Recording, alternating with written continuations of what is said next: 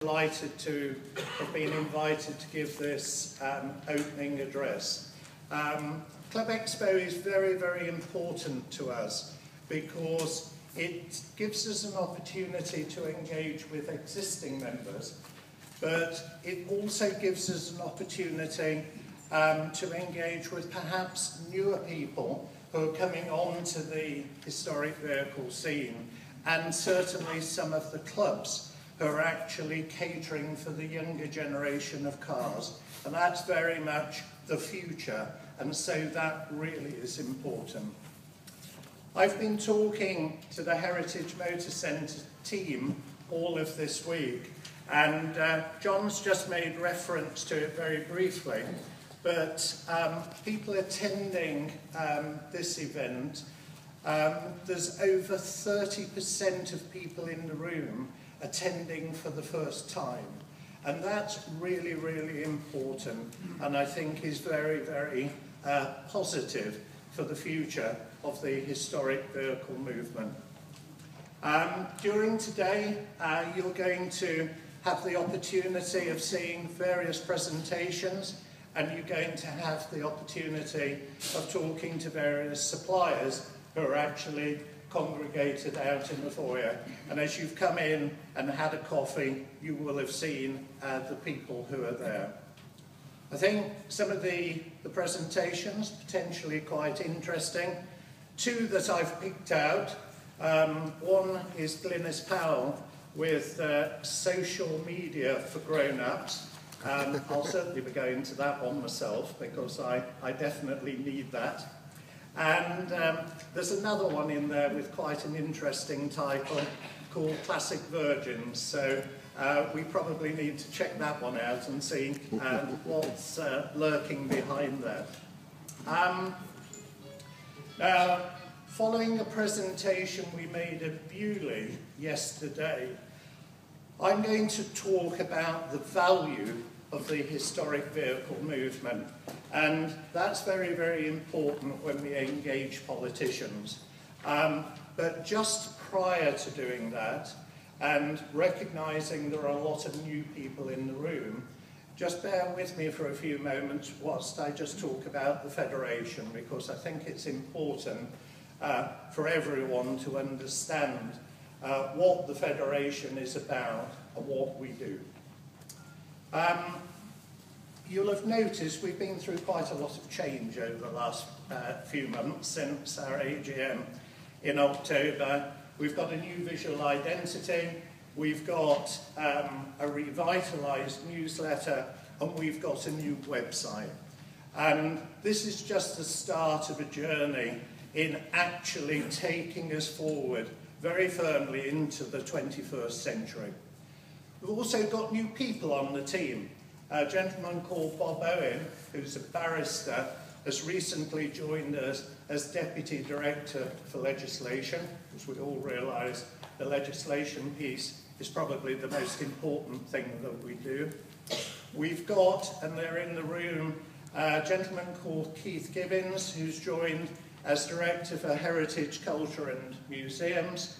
And we've got a new Communications Director, a gentleman called Jeff Lancaster, who's here today. Who does the Federation represent? We represent 507 clubs, and that covers the whole spectrum of the vehicles that you see on the slide in front of you. So yes, there's lots of cars in there, but there's agricultural vehicles, there's lorries, trucks, motorcycles, steam, buses and coaches, and not forgetting military vehicles as well. So to say, out of those 507 clubs, 254,000 individual historic vehicle enthusiasts. And those numbers are important because when we're working in Westminster with politicians, it's important that we're able to scale the value of what we do. Just in terms of legislation, I think probably there's two aspects to legislation. There's the whole piece about Westminster, and we're very fortunate there that we work with the all-party parliamentary historic vehicle group. That's our route into Westminster. And then from a European perspective, we tend to rely on our relationships with FIVA, the International Historic Vehicle Organisation, and their route into the European Parliament. We've tested over the last 2 or 3 months our all-party group relationship, because over the space of 6 weeks, just either side of Christmas, we were actually in Westminster 3 times. And I have to say, we've been very, very fortunate that the Secretary of State for Transport, Stephen Hammond MP, is very, very much aligned to the actions of the Federation. And the last 2 meetings that we've had, one was actually with him in his office, and then in January I actually made a presentation covering the strategy of the Federation, and I think we had 2 Lords and 24 MPs attended that, and Stephen Hammond came along too, so that was really good. In terms of what we're doing with legislation, there are 3 current consultations.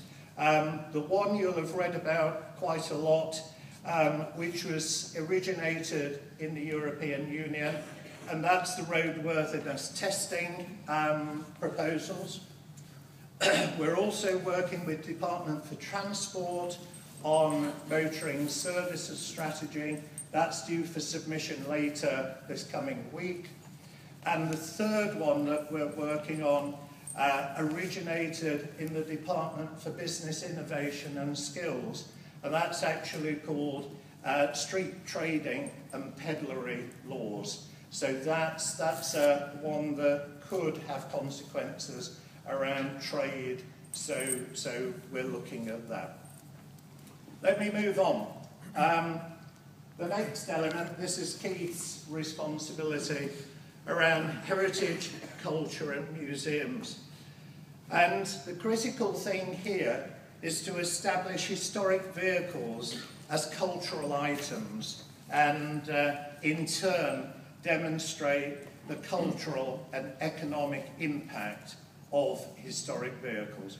So hopefully you're able to see that in several of the references I've made together, a lot of this all melds together, and there's a very holistic picture of what we're trying to do.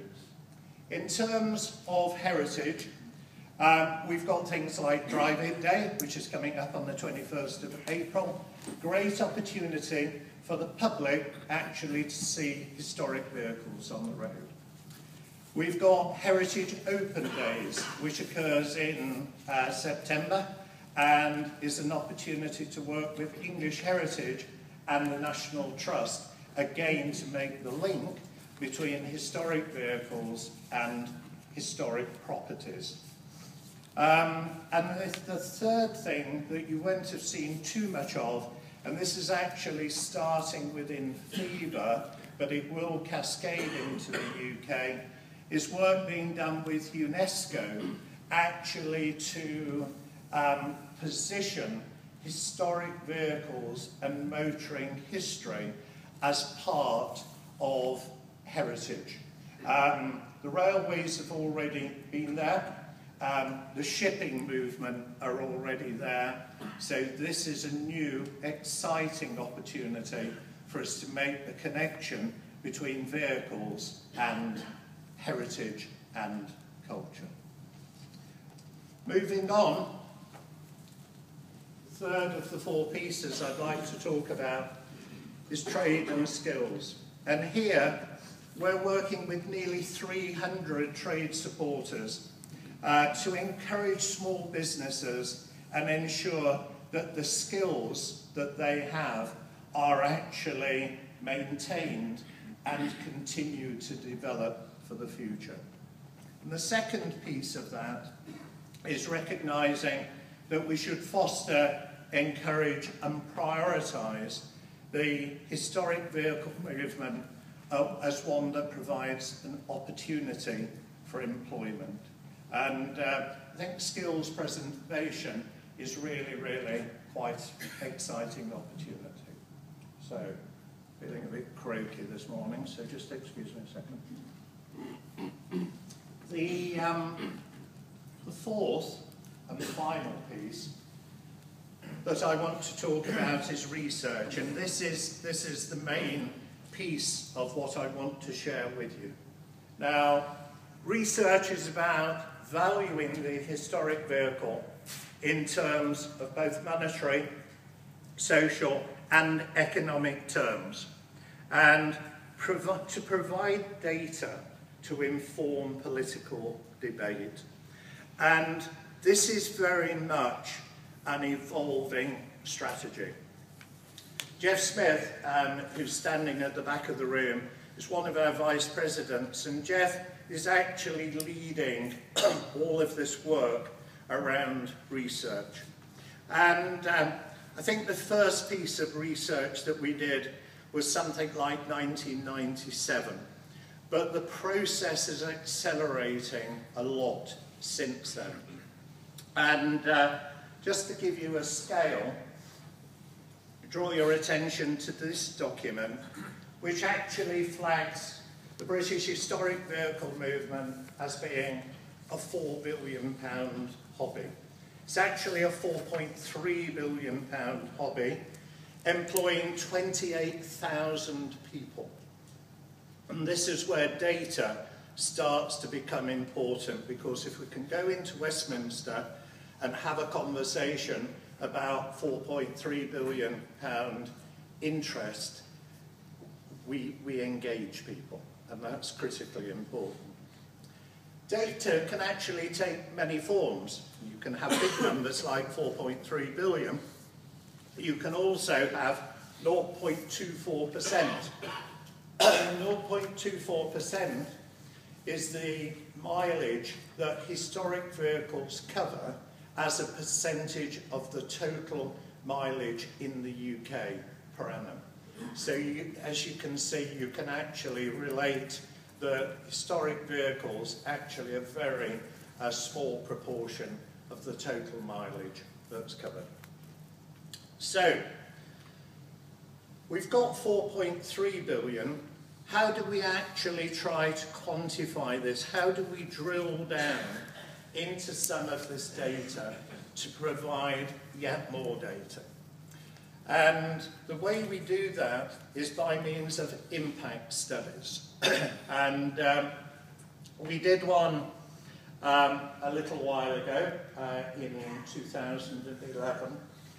And this was the economic impact of the veteran car run on the city of Brighton and Hove.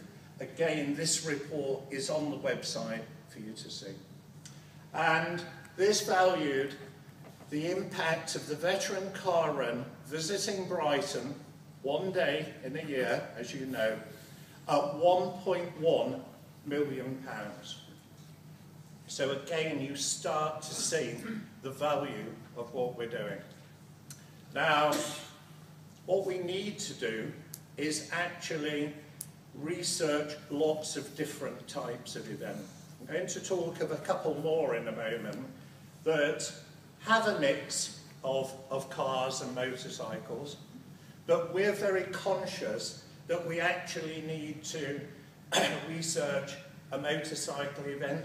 We need to research a lot of the smaller events that you and your clubs are organising, because if we can actually scale a smaller event that everybody in this room is organising, and then apply the multiplier factor across all of the events, then we start to get some information. So all of that is coming. We've done 2 other impact studies. The first one was based on Bewley Auto Jumble, and I'll give you some information from that in a moment or two. The other one that we did last year was Goodwood Revival.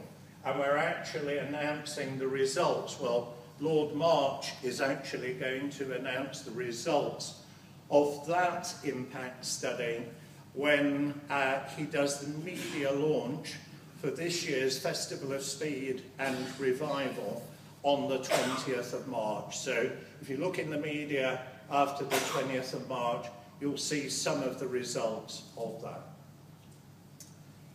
Let me just share with you some of the information out of Bewley. And I would say my colleagues are actually standing at the back of the room. And as you leave this introduction, you will all be given a copy of the Bewley report, so you can actually take it away and see what we're doing. Bewley Auto Jumble, for me, actually, in many ways, mirrors the development of the historic vehicle movement. The Bewley International Auto Jumble was actually first held in 1967. And in 1967, there were 76 stalls and less than 5,000 visitors. Last year's event, the event at which we conducted the impact study, there were over 2,400 stalls and over 38,000 visitors. And what's been good, and as I say, we've known the results of the research for a couple of weeks, but actually shared this with Lord Montague at 12 o'clock yesterday. What has been really good with this report is we've started to get some other data sources beyond the purely monetary ones. And those data sources actually are some numbers. And the first one is £2.85 million. That is the value of the Bewley International Auto Jumble to the local economy. And as you can picture with Bewley, it's surrounded to a certain extent by water, by the River Test as well, but a 20-mile radius of Bewley was the impact area for this. And the value of the event was £2.85 million. Okay? Next number, £11 million. £11 million was the impact of the event on the UK as a whole.